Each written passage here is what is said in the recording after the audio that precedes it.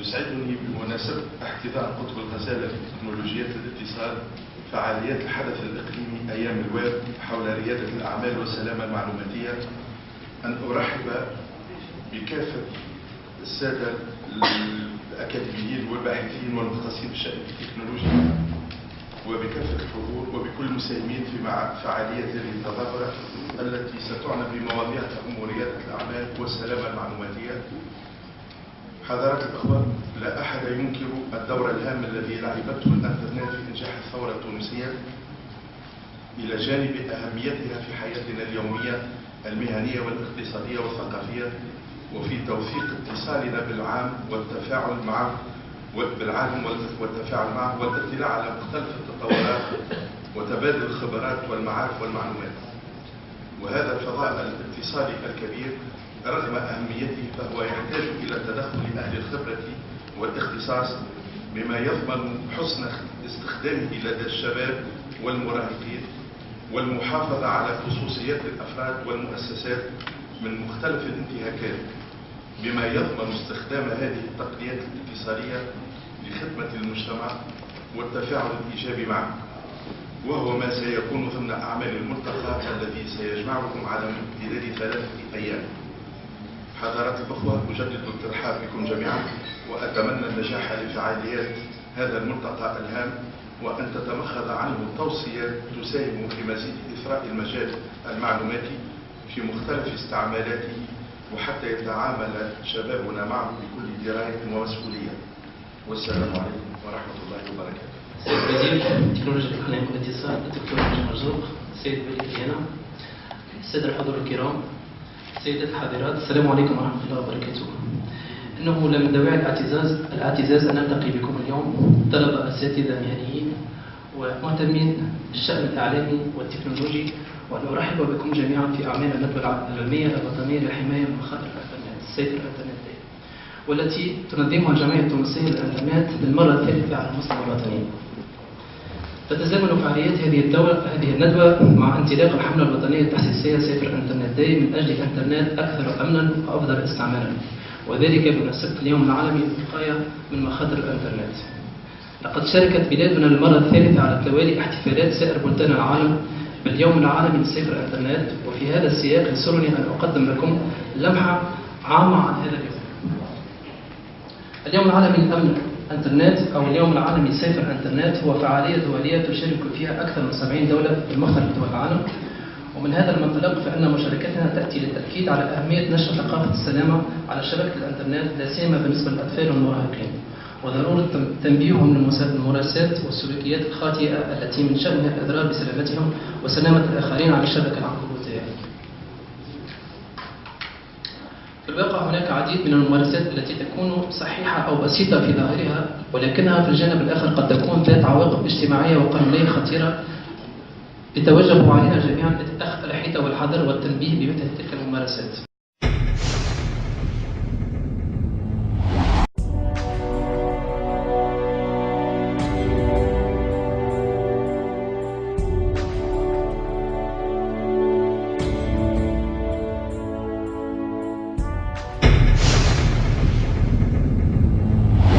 العالم عم يتغير بشكل سريع، ما قادرين كثير من المؤسسات اللي ما ابتكرت راحت.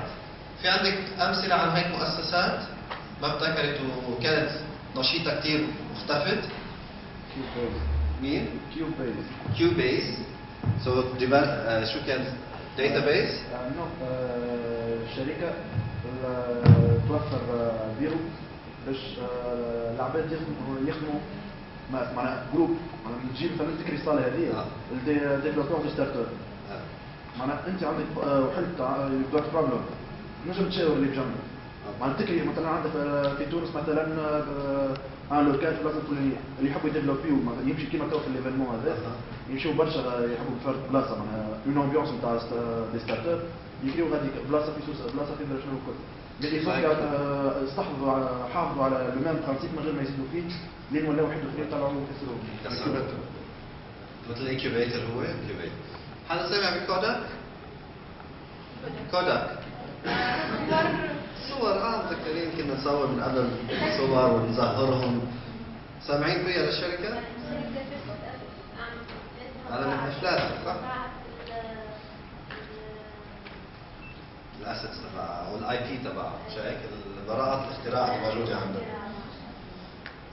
كوداك كانت من اكبر الشركات العالمية معروفة كثير بمجال التصوير وراء الامور.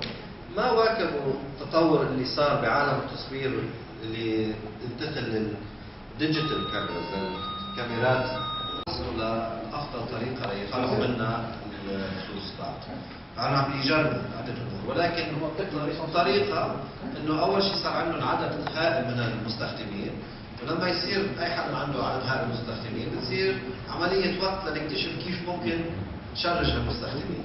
فالهدف الاول بعالم الانترنت انه تتواصلوا مع لتوصل ليصير عندكم اكبر عدد من المستخدمين ممكن. المنتج كنا عم نقول ما ضروري بس يكون الابداع بالمنتج، ممكن يكون بعمليه البيع. اليوم لما بنكون عم نشتري من اي تيونز هي كان ابداع بانه نقدر نشتري بدل ما نروح نشتري موسيقى على سي دي نضطر نشتري كل السي دي، صرنا هلا فينا نشتغل اغنيه واحده. هذا ابداع بطريقه البيع، عمليه البيع. الخدمه إذا اليوم بناخذ خدمة مختلفة عن غيرها كمان فيها ممكن يكون إبداع كثير كبير فيها. التسعير، طريقة التسعير ممكن يكون في تسعير مثل ما عم نحكي حساب البزنس موديل يعني تبع جوجل. كل شيء مجاني للمستخدمين، فيسبوك كل شيء مجاني للمستخدمين، ولكن طريقة التسعير بسعره للمؤسسات اللي بتكون عم تعلن عندهم. نموذج العمل هو الجو تو ماركت، كيف بنتواصل مع الاسواق كمان البزنس موديل بيشتغل كمان فيها ابتكار كثير كبير. ستاربكس عندكم انتم بتقولوا ستاربكس؟ ما في ستاربكس. بتعرفوا ستاربكس؟ ستاربكس عباره عن كمان مثل ما نحكي كنا عن الشاي، قهوه. اخترعوا هن القهوه؟ هل عندهم افضل قهوه؟ اخترعوا الاكسبيرينس ككل. انه اليوم اذا بنروح على اي موقع محل للستاربكس بنفوت بنلاقي خدمه كويسه، بنلاقي نظافه، بنلاقي انترنت، بنلاقي هذا يخدمونا بشكل مبتسم، كاستمر سيرفيس حلوه. فهذا الطريقه الابداع اللي عندهم ما ابدعوا بمنتج.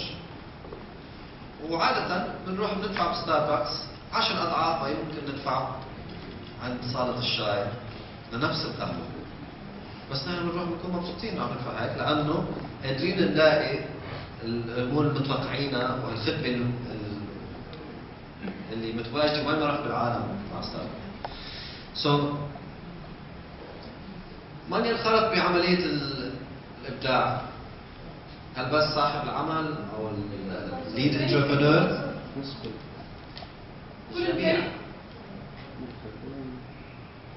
الجميع. الشخص القائد قائد المؤسسة او قائد المشروع، فريق العمل الخاص فيه، وبنفس الوقت كل اللي حواليكم موردوك. اذا انتم موردين اللي بيوردوا لكم بضائع سبلايرز كثير مهم دورهم بالابداع. كان في دراسة عملت من كرايسلر، شركة السيارات كرايسلر، بفترة من الفترات كانوا عم يعملوا ريستراكشر، عم يحاولوا يخففوا من التكاليف اللي عندهم، فدعوا الموردين تبعهم، دعوهم وقالوا لهم حابين نسمع منكم شو عندكم افكار لتحسين علاقتنا مع بعض. قدروا وفروا بهالطريقة اللي اشتغلوا فيها مليار و300 1.3 بليون دولار، مليار و300 مليون دولار من وراء طلعوا بافكار جديده كيف يحسنوا على موردين كثير مهمين، والاخرين المستخدمين والعملاء كمان. مثل ما كنا عم نحكي قبل، فيكم تروحوا تسالوا عملائكم شو الافكار اللي بتحبوا نقدم لكم اياها، وبنفس الوقت اذا عندكم اونلاين بورتال في كثير من المعلومات اللي فيكم تاخذوها من وراء شو العملاء عم بحبوا، شو ما عم بحبوا، وين عم بيروحوا، وين ما، على اساسها بتساعدكم بتطوير وتبتكروا اكثر اعمالكم. واحد من الجواب، اذا كان نجم يجاوب على السؤال هذا المشروع يمشي ويلقى فلوس ويلقى حظه وينجم طبعا بعد ثم حاجات اخرى ولكن في الاساس اي مشروع شركه هي فكره وحيده سهله، فكره واحده. سؤال تجاوب عليه، كان جاوبنا عليه حجينا وكان ما جاوبناش عرفنا شنو هو الحاجه اللي تخليني انا فريد منها، شنو هو المشروع، شنو هي الحاجه اللي المشروع بتاعي، شنو هي الخاصيه بتاعه اللي هي فريده منها. Qu'est-ce que tu fais de mon projet un projet unique? Qu'est-ce que tu fais? خلينا نحاول نفسر ناخذ بعض الأمثلة.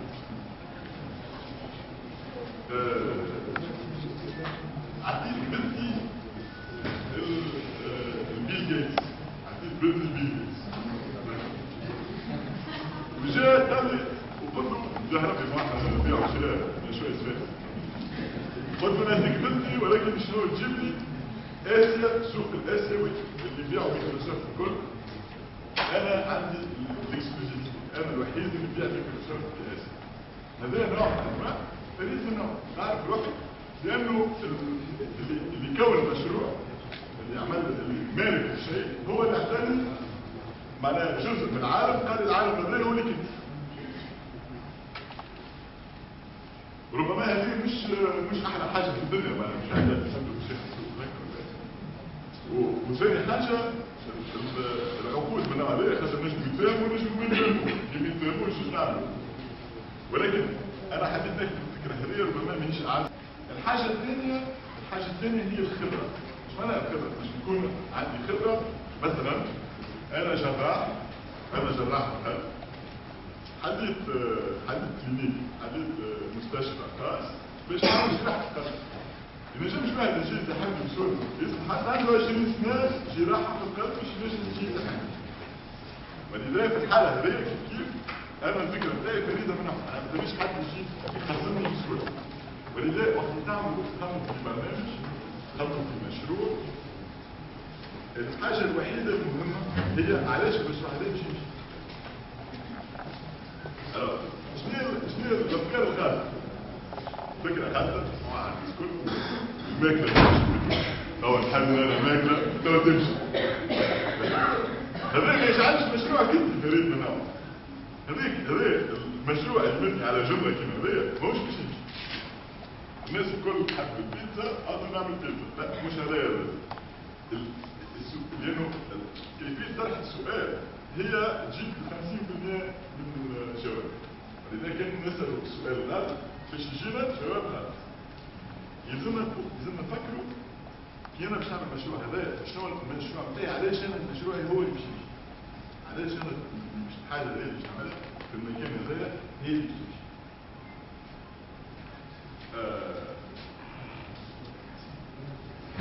اذا كان نجم نجاوبوا على السؤال هذايا الناس اللي يتابعونا والصعوبات الاداريه في الحل، ونجموا ندخلوا ناس يخدموا معانا، ونجموا نحكيوا لهم قصه هي يفهموها ويمشيوا معانا. واذا ما نجمناش نجاوبوا على السؤال هذا، ولو خلقنا الشركه ولو كونا المشروع ماهوش باش يمشي على طول المدى.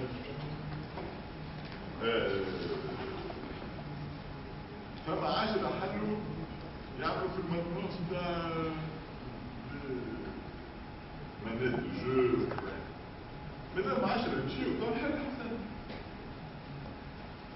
اذا كان انا حديث ولكن من غير ما قلت شنو اللي يمشي يجعل الناس في السوق هذاك يجوني لهنا وما يمشيوش لهنا. كان ما نجمش نجاوب على السؤال هذا شو باش يصير؟ اللي مستانس اليوم مش مستانس، وانا باش نجي باش نكسر السوق في الاخر هذاك الحاجه الوحيده اللي باش نعملها. واذا كسرت السوق زي ما عمل كسر السوق شنو باش يصير؟ السيد باش يرجع للمستانس بيه ويقول له والله عطاني 20,000 فلوس يقول لي يدخل يقول له باهي حتى انا عملت 20 خسرت كل شيء، خسرت وخسرت. ولذا السؤال اللي يلزم واحد ديما يتساءل هو شنو اللي يخليني انا فريد من نوعه؟ علاش المشروع بتاعي انا باش يمشي قدام؟ علاش حاجه باش نعملها هيك هي وحيده اللي يمشي باش نجيو السؤال تاع المنظومه هي الخبره. شنو هي الخبره؟ شنو هي الحاجه اللي باش تخلي المشروع بتاعي يمشي؟ هي يا الابتكار، شيء عمل بوبي باترن ابلكيشن، بنعرف حاجه جديده مشيت انا عملت الكود بتاعها وحميتها. اذا كان انا خلقت حاجه جديده وحميتها هذا يجاوب على السؤال شنو هو الجديد من نوعه في البرنامج بتاعي. ولذا بالنسبه لغالبكم انتم قسمتونا في الميدان العمليه اليوم عندكم امكانيات اللي حتى حد قبلكم ما كان عنده. شنو الامكانيات؟ وقت اللي كنت انا عمركم مش نعمل برنامج شنو كيفاش تبيه فعلا تعملوا برنامج هكذا ومن بعد تمشي تدق على الباب وكل تشوف الواحد تقول له خويا جارتي ولا اختي ترى شوف عندي برنامج يعمل هكا وهكا وانا ما عندي خبره في الميدان هذايا والرسول يمشي يسهل لك ويمشي يعمل لك كذا هكذا. هذاك يحب نصور ولذا نهضر فيه ثمن البنوك تمشي شارع محمد خامس هذاك تمشي تخدم البنوك اما كيفاش تمشي للجزائر شنو نعرف نختار نمشي للجزائر كيفاش نمشي لفرنسا ولا امريكا لازم نمشي للسفاره نعمل فيزا نقول شكون انت قداش راجل ومش فلوسهم باش تخدم وعندك 4 صغار ولا عندك زوج ولا غير ذلك.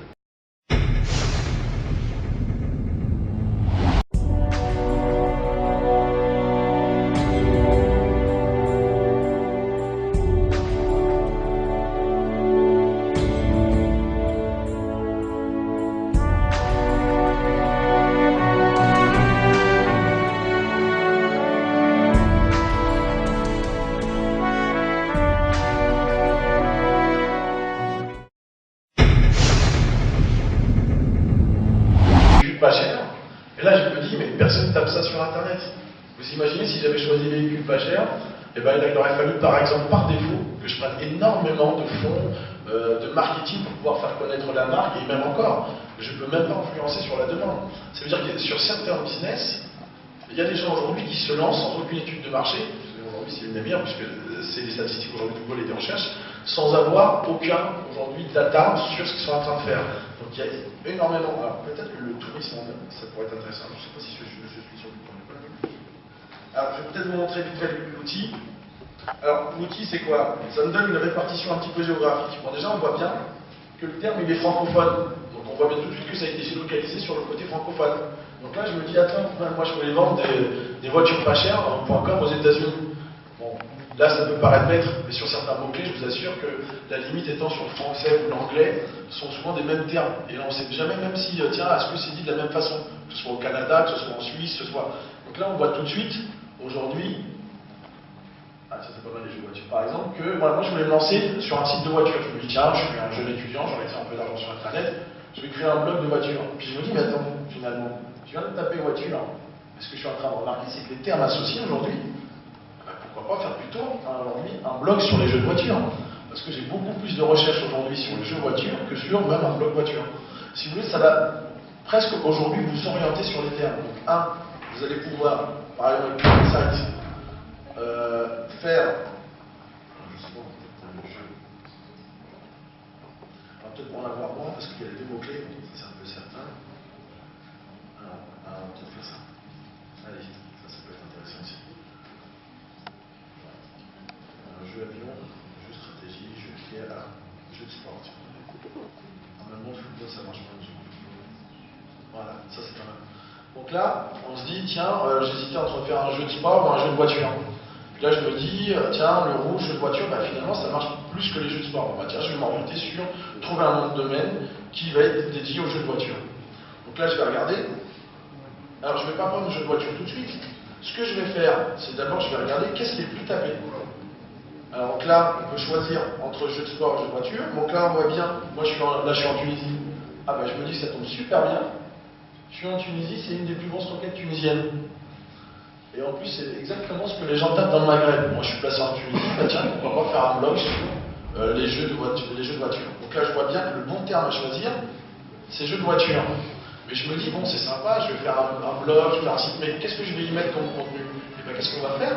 Toutes les requêtes qui sont associées en bas, jeux gratuits, jeux moto, et ben, je vais pouvoir créer du contenu vis-à-vis de ça. Ça veut dire qu'aujourd'hui, si un jour vous voulez faire un site, même sur une marque, pour une société, si vous voulez lui attribuer du contenu qui va être, on va dire, de qualité et qui va servir au référencement, vous allez pouvoir trouver tous les termes dans lesquels aujourd'hui vous allez pouvoir ajouter du contenu. Et ça vous permettra aujourd'hui sur un site de jeux de voitures, de pouvoir des voitures. Mais là, on voit que par exemple, la deuxième plus grosse requête, c'est la gratuité. Bon, bah, je vais marquer, tiens, je vais me faire un site sur les jeux de voitures et je vais y mettre une section gratuite. Par exemple, les jeux de sites gratuits que j'ai trouvés. Et ça va pouvoir me permettre de récupérer énormément de requêtes sur Internet vis-à-vis de ça. Et ça fera automatiquement monter mon site. Alors, il y a aussi un truc qui est sympa, c'est qu'il y a les requêtes les plus fréquentes et en progression. Alors pourquoi en progression ça peut être intéressant? C'est que là on est en train de parler de voiture. Mais si je suis dans le monde de l'actu, je voudrais savoir qu'est-ce qui aujourd'hui est viral. Si par exemple d'entre vous, il y a certains blogueurs, vous êtes toujours en train de vous dire, mais en ce moment, qu'est-ce qui marche, quel est l'article à faire? Et bien vous tapez une requête sur laquelle vous êtes en train de travailler et vous allez voir en progression. Ça en progression, c'est quoi? C'est des termes que vous allez pouvoir choisir. En plus, normalement, il doit y avoir, voilà. Parce que là, on a limité, alors commencer à chercher sur le web. Alors, en plus, attends, je vais peut-être vous définir l'outil. Donc, alors, rapidement avant de commencer. Donc, tout en haut, on a le graphique. Donc, la possibilité, je pense, de comparer 4 ou 5 graphiques ou 4-5 termes. En dessous, on a les critères de recherche. Parce que, imaginez-vous, par exemple, vous êtes un site de photos. Ah ouais, c'est sympa d'être premier sur recherche web. Mais moi, je voudrais être sur recherche image aujourd'hui. Ben, vous allez me dire, non, moi je veux savoir quelles sont des images les plus tapées. Vous êtes un site d'actualité, vous voulez savoir aujourd'hui quelle est l'image qui est recherchée la plus, enfin, la plus recherchée, vous allez dire, bah, tiens, aujourd'hui, il y a eu une problématique, je ne sais pas, un problème politique, un problème, allez, on va dire, tiens, une personne vient de tomber sur le festival de Cannes, il y a une photo que vous recherchez absolument. Est-ce qu'aujourd'hui c'est ça qui est intéressant, ou par exemple, une catastrophe qu'il y a eu dans un autre pays? Vous êtes reporté, là vous regardez dans la recherche image, recherche actualité, recherche de produits. Donc là, nous, on est sur une recherche web parce qu'on veut faire un site ou un blog. Bon, dans tous les pays, ça peut être intéressant de rechercher dans tous les pays, mais moi je suis un Tunisien, par exemple, je voudrais savoir aujourd'hui sur le marché local, qu'est-ce que les gens recherchent. Et là, ça peut être aussi une différence. Parce que une requête peut être mondiale, mais ne pas marcher du tout en Tunisie. Et là, vous vous dites, finalement, j'ai failli prendre un domaine qui n'était pas du tout dédié à ce que je voulais faire. Donc là, nous, on va choisir la Tunisie. Déjà, on voit que c'est un peu normal. Les proportions sont différentes, puisqu'on vient de descendre vis-à-vis du pays. Et là, déjà, on voit que, par exemple, jeu de filles. C'était un terme qui n'était pas du tout remonté tout à l'heure. Et donc, ça, c'est un terme qu'on se dit, bah tiens, finalement, il y a peut-être des filles qui jouent plus à des jeux de voiture. En Tunisie, on n'aurait pas pensé. Et bah, je vais peut-être mettre une version féminine un petit peu marrante, ou jeu pour les filles, par exemple, en mettant des jeux de voiture et des jeux de moto dedans. Là, on a, ce qui est pas mal, quand on fait des gros business, on a toujours la tendance à vouloir se dire, moi je fais une recherche qui est sur 4 ans, 5 ans, 3 ans, ainsi de suite. Donc là je vais pouvoir la faire. Mais moi si je suis un site de blog et un blogueur influent en Tunisie par exemple, je me dis non, moi ce qui m'intéresse c'est le buzz des 7 derniers jours. Qu'est-ce qui s'est passé par exemple? Bon là sur un jeu de moto, enfin jeu de moto, jeu de voiture, c'est pas des termes aujourd'hui, mais si je fais par exemple buzz, je vois peut-être quel est le dernier buzz qu'il y a eu directement. Bon, peut-être pas sur les derniers jours, qu'est-ce qu'il pourrait y avoir eu? Peut-être politique ou des choses comme ça, je sais pas. Vous allez avoir, sur les 7 derniers jours, le buzz, par exemple, les derniers termes. Alors, c'est vrai qu'à côté... Ah oui, ça c'est pas mal. C'est quand vous avez des comparaisons. Si vous faites des comparaisons et par exemple, vous choisissez... je vais vous montrer rapidement ce que ça fait. Vous allez voir que tout peut être faussé. Si on choisit... Partant d'une multinationale, allant jusqu'à une petite entreprise, chacun a sa propre interprétation du service Google Analytics. Par exemple, si on est sur un exemple d'une société qui est multinationale, ce qui nous intéressera le plus sur Google Analytics, c'est d'avoir vraiment l'emplacement géographique des utilisateurs. Aussi, c'est le même cas dans l'exemple d'une petite société qui vise à inciter ou à chercher des visiteurs ou des internautes qui sont à proximité d'un commerce ou d'un établissement quelconque.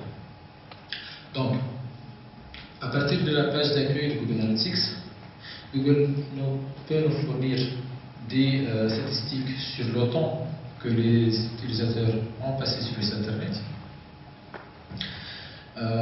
sur les moteurs de recherche ou bien la provenance des visiteurs, soi-disant est-ce que la visite a été faite à partir d'une requête de recherche, si oui, quels sont les mots-clés qui ont été entrés, si par exemple la visite est parvenue à partir de Facebook ou d'un réseau social, à partir de quelle adresse aussi. Donc ça permet par la suite de gérer et de voir si on est dans une stratégie soi-disant de publicité en ligne, si on a des bannières qui sont un peu partout, de voir quel est le site qui a ramené le plus de visites et d'en déduire par la suite quels sont les potentiels partenaires qui vont ramener le plus de visiteurs sur mon site web. Aussi, Google Analytics peut vous fournir des détails qui sont vraiment très raffinés à propos des emplacements géographiques. Pour finir, si vous liez, on va voir par la suite, si vous liez Google Analytics à AdWords, Google Analytics peut vous fournir quelles sont les actions qui ont été menées sur votre site web en termes d'achat, en termes de passage de commande, en termes d'actions.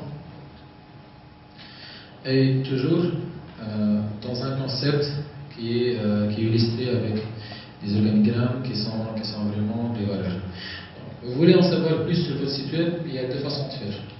D'abord, si vous utilisez Google AdWords, si vous êtes un annonceur sur Internet et que vous utilisez Google AdWords, vous activez le service Analytics à partir de la section Rapport et outils de Google AdWords. Sinon, vous allez vous inscrire sur Google Analytics. Donc en tapant l'adresse google.com/analytics, vous rentrez vos données personnelles telles que votre nom, votre adresse email, l'adresse de votre site web, et par la suite, Google Analytics vous fournit un petit script pour vous intégrer directement sur votre site internet. Donc, il suffit que ce script soit présent dans la page index de votre site internet, que Google fasse la vérification de la présence de ce script. السلام عليكم، بسم الله الرحمن الرحيم. بدون بروتوكولات، أول ما أعلموني بعض الأصدقاء في هذه التظاهرة المهمة، سواء بالنسبة للتيان وبدايس ولا بالنسبة للستارت اب ويكاند، وكانت فرصة استمعت في أحد القنوات الإذاعية لبعض الملامح، فهذا مكنني باش ندخل على السيت ونحب نعرف وأطلع على هذه التظاهرة المهمة. وكانت فرصة لي شخصيا على أني ألقى في شباب تونس وخاصة الشباب المازال في بداية معناها حياته المهنية أو بداية تكريسه لربما مسار، سواء عن طريق تجسيم أفكار مؤسسات أو مشاريع أو المساهمة في تطوير البلاد. أعتبر أنه كنت قلت خيال الشباب المشرفين استقبلوني، والمشرفين منهم سي محمد امين، سي بسام الفاضل، اللي قلت لهم هذه من المبادرات اللي تعبر على حيويه الشباب التونسي، وانه قادر كما قدر باش يساهم درجه كبيره في صنع حدث عالمي الان اللي هو الثوره التونسيه، اللي فيما بعد خذوا عليها بقيه البلدان واصبحت ربيع عربي، وساهمت في نقله نوعيه وتحول استراتيجي في المنطقه. اليوم ثم كذلك الشباب التونسي قادر باش يقدم الإضافة ويقدم أفكار مبتكرة ويقدم المشاريع والمبادرات اللي تساهم في صنع واقع جديد في تونس، بعيد عن الانتظارية، بعيد عن التواكل. هو الشباب يقولوا اللي عندي قدرة على الفعل، عندي قدرة على المبادرة، فقط لابد أن تتهيئ الأجواء وتكون ثم مناخات مساعدة على تجسيم المشاريع. بعض الافكار ربما اللي قدموها لي الخيال وربما طلعت عليها كذلك في السيت الخاص بالتظاهره، وتتالي التظاهره هذه في اكثر من جهه، وانا نشجع هذا التمشي مع ان تتوزع على كامل ولايات الجمهوريه، وما شاء الله الخيال الشباب كذلك عندهم حضور دولي في عديد البلدان. هذا يعطي قيمه لمثل هذه المبادرات، لأنه في بعض الأوقات يمكن أنه تكون فكرة متروكين لها شباب ما تخليلهاش الاطار المناسب تضيع وتتلاشى، ولكن تلقى فكره، تلقى شكون يحتضنها، شكون يلتقط هذه الفكره ويجسمها وتصبح معناها عندها قدره على التجسيم وتولي مشروع، تولي منتوج، ربما يكون منتوج وطني يساهم في تطوير بعض العمليات الفنيه، بعض الانظمه سواء المعلوماتيه وحتى على مستوى الصناعه وفي عديد المجالات. وكذلك يمكن ان تكون فكره مبتكره تمهد لبراءه اختراع، وهذه مساله مهمه جدا لانه عندنا العديد من شبابنا اللي عنده براءه اختراع. أنا اذكر لكم فقط مثال وحيد، احد الشباب التونسي يعمل في ايطاليا في مؤسسه اقتصاديه في تصنيع الحافلات، فابتكر كونسيبت في عمليه حمايه البيئه ومعالجه في الاستشفاء وكذا، حب يصنعوا في تونس، طرحوا عليه 50 مليار من العالم اجمع، كانوا معنا من لبنان، من المغرب، من الجزائر، من فرنسا، وكانت معناتها في مختلف المحاور اللي تعرفوها نتاع تيموتيز، المحاور اللي كانت السلامه المعلوماتيه، رياده الاعمال والانتربرونيا والويب. اليوم معناتها كانت فما حتى مختلف انواع الكونفرنس، كان فما حتى رابط مباشر من فرنسا مع المحاضرين اللي يعطوا معناتها في بعض المواضيع المحاضرات نتاعهم. كانوا فما زاد ورشات عمل ديزاتولي في الثلاثه ايام هذوما. كان فما الهاكاثون اللي بدا معناتها فما زوز، فما واحد بدا نهار الجمعه نتاع السلامه المعلوماتيه، وواحد بدا البارح نتاع التكنولوجي، واللي بعد فما ديزابليكاسيون تطبيقات نشوفوها من بعضنا زاد حاجه ممتازه. وستارت اب يوكانت لو كونكور دو كرياسيون دونتربريز، مسابقه طرح المؤسسات اللي بدات من نهار الجمعه وتواصلت ثلاث ايام، واللي اليوم ان شاء الله باش نشوفوا نتيجه الخدمه نتاع الفرق اللي قاعده ثلاث ايام تخدم على افكار. بدات فكره مشروع، ثم اليوم ان شاء الله انتهيت بمشروع اللي يلقى الدعم اللازم باش يتحول الى شركه وما يتبعه. تقديم التي ان ويب دايز في ساعه نعطيكم تقديم الكونسيبت اللي هو كونسيبت عالمي داخل الجزائر، تم تنظيمه 4 مرات. تحولنا لثاني بلاد وفي نفس الوقت لزوج بلدان اخرى اللي يعطيها معناتها صدى عالمي. اليوم معناتها في تونس موجود تي ان ويب دايز، في الكوت ديفوار فما سي اي ويب دايز، في السنغال فما الاس ان ويب دايز. دونك نشوفوا نحبوا ان شاء الله نوصلوا في كل البلدان فما دي ويب دايز. الويب دايز شنو هو بالضبط؟ معناتها يجمع مختلف كما قلنا مجموعه من التظاهرات في 3 ايام، دي كونفيرونس. نورني هنا زاد مفهوم جديد انطلق من تونس، معناتها يجمع مجموعه من المتحدثين سبيكرز في موضوع معين في محور معين. فما في الويب دايز سبيد ريكروتينغ، معناتها الاجتماعات حينيه نتاع تشغيل اللي هي للاسف ما تمتش اليوم الاول، رغم انه كان فما كالعاده شباب يحب يخدم، لكن ما فماش شركات اللي باش تخدم الشباب. ان شاء الله في النسخه القادمه نلقاو معناتها التفاعل من الشركات يكونوا حاضرين باش ينشطوا سبيد ريكروتينغ. في الويب دايز فما ليزاتولي ورشات العمل، معناتها اللي تكون تعطي صبغه تقنيه للتظاهره، معناتها واللي يكونوا في مختلف المحاور، يخليوا انه الناس الكل تلقى حاجتها. اللي يحب التكنيك يلقى مثلا التكنيك نتاع الديفلوبمون، يلقى اللي يحب مثلا حتى التكنيك هيومان يلقى في النهار الثاني. معناتها كانوا فما ورشات عمل على كيفاش واحد ياخذ ثقه في روحه، كيفاش واحد يقدم مشروعه، معناتها مختلف الانواع كي نقولوا معناتها اتولي، مختلف الانواع نتاع ليزاتولي. في ويب دايز نلقاو زاده لو ستارت اب ويكاند اللي هو الدفعه صبغه رياده الاعمال اللي تلصق الويب في الكونسيبت نتاع الويب دايز. الفكره هذيك يقترحها انسان يقوم باختراعها معناتها في دقيقه ولا دقيقه ونصف قدام بقيه الحضور اللي هما كيفهم نهار الجمعه،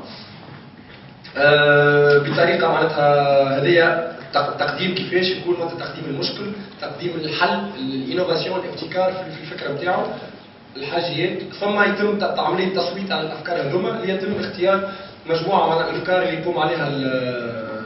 تقوم عليها ستارت اب ويكاند. في 3 ايام تقوم التحضير على الفكره هذيك، معناتها 3 ايام واللي 3 ايام هذوما اللي ما رقدش، اللي رقد، اللي رقد كان ساعتين، معناتها بالحق جو ما يتوصفش، وجو ممكن تجربه ما يساويش البعض، وهذايا عن خبره. مثلا نظمنا 6 من ستارت اب بريكان، ونعرفوا انه فما شكون كي يرجع توا يقول لنا بالحق معناتها تغيرت حياتي التجربه نتاع ستارت اب بريكان. التقديم نتاع الافكار قدامكم بعد شويه كيما باش يصير اختيار الافضل بين قوسين، لانه كل الافكار جيده، كل الافكار ان شاء الله رابحه، لكن نقولوا خلي الافكار تقنيا افضل، لانه ممكن فكره ما تكونش مختاره من لجنه الحكام، ما تكونش في ال3 الاولانيين، لكن تلقى المستثمر اللي يؤمن بها واللي يحسنها يصقلها تقنيا باش من بعد يعطيها الفرصه باش يتم تنفيذها. هذايا دونك الستارت اب بريكان.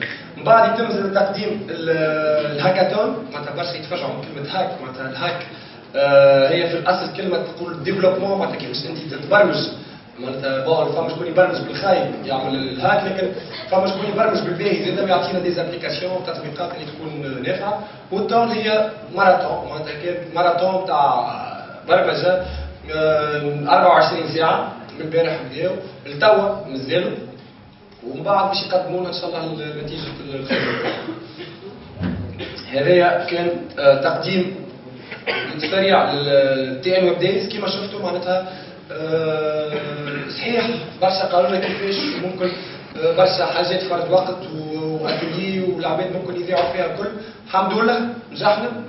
ممكن الحضور ما كانش كبير وهذا ما يقلقناش، لانه معناتها الفائده مش في الحضور، حتى يحضروا عدد قليل ويستنفعوا، هذاك اللي يهمنا معناتها العدد اللي حضر. ممكن